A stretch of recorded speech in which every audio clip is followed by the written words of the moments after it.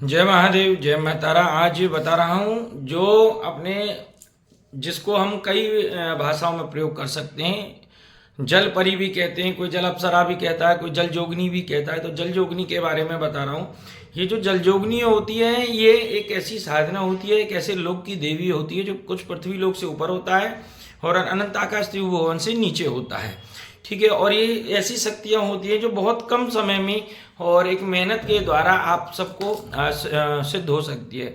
इसका कार्य होता है कि ये कभी भी, एक तो मैं आपको बहुत स्पष्ट रूप से कहूँगा, जो जल की देवी होती हैं, ये जल जोगनियाँ जिसको बोलते हैं हम, ठीक है ना। तो जल जोगनियाँ जो होती हैं वो माँ, बहन और पत्नी के रूप में ही सिद्ध होती हैं, तीसरे किसी रूप में सिद्ध नहीं होती हैं, पहली बात। और जैसा कि मैं पहले ही वीडियो में बता चुका हूं कि जैसे ये जोगनी सिद्ध होती है तो ये सबसे ज़्यादा प्रसन्न मुद्रा भार्य पत्नी के रूप में रहती है। और पत्नी के रूप में रहती है तो इसका नित्य कर्म होता है कि ये रात को प्रकट होना, क्योंकि ये वो योगनियाँ जोगनियाँ होती हैं, वो यक्षिणी अप्सराएं होती हैं, वो कन्याएं होती हैं जो आपने सुना होगा पहले ऋषि मुनियों की तपस्याएं भंग कर देती थी, देवताओं के द्वारा आती थी।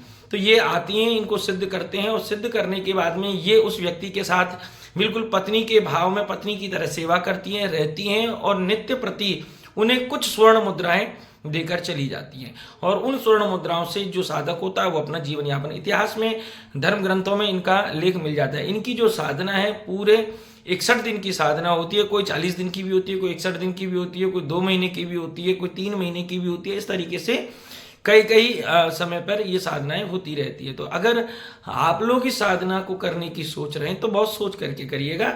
वैसे साधना अच्छी नहीं है तो बुरी भी नहीं है, और बुरी नहीं है तो अच्छी भी नहीं, क्योंकि ये साधनाएं अगर ज़्यादा बुरी हैं तो ये बनी क्यों, और अगर अच्छी हैं तो इसमें खतरा क्या है। तो ये जान करके सोच समझ के अपने अच्छे गुरु के सानिध्य में करिएगा।